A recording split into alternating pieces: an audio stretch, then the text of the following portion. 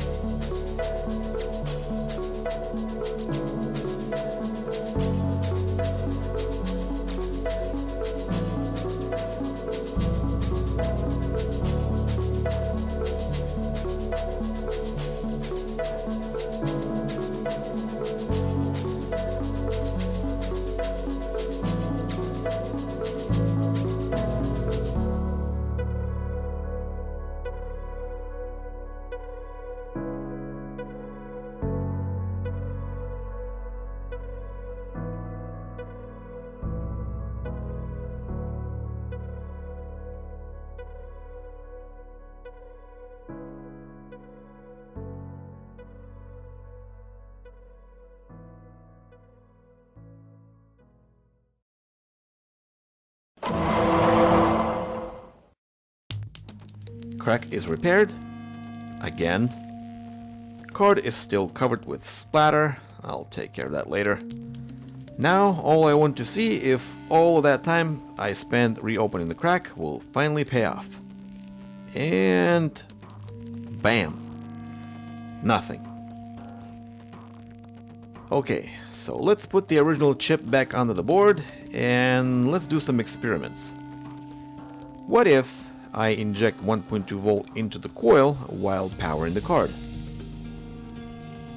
And it looks like all voltages came up, which is great, but it doesn't really help me to find what's wrong. Few more hours with the board view and schematics, I ran out of ideas and I decided to reball the core. Who knows, maybe reballing the core will somehow magically fix the problem. It usually does, so let's reball the core and see if that helps.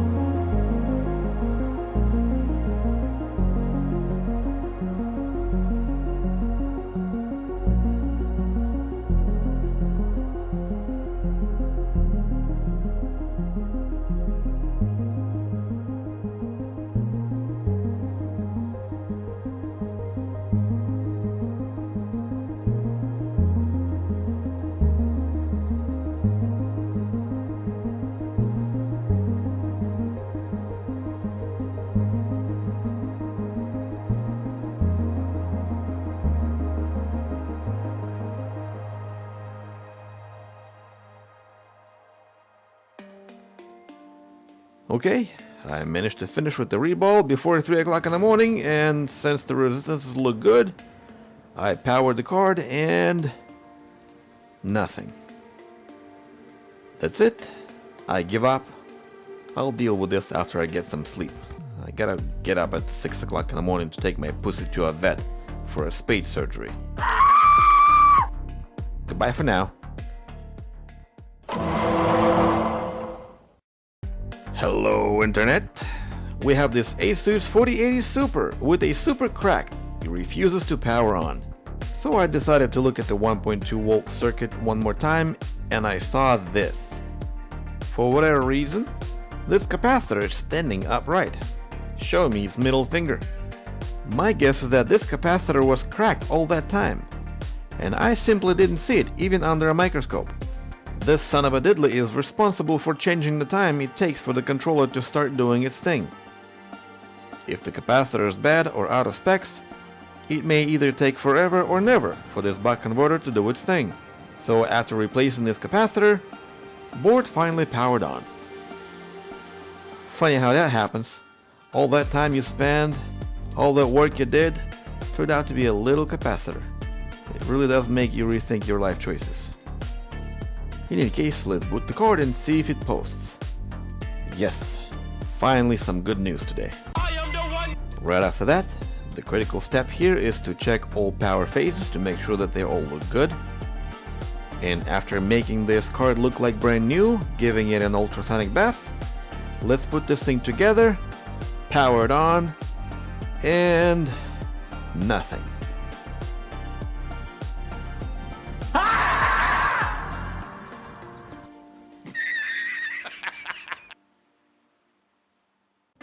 And by nothing I mean, it not only refuses to show a picture anymore, but it is also not detected at all. My Sega Mega Drive powered device says that the card only consumes about 0.35 of an amp, which is very low, and once I unplug the fans, the consumption dropped to nearly zero. So, did we lose 1.2 again?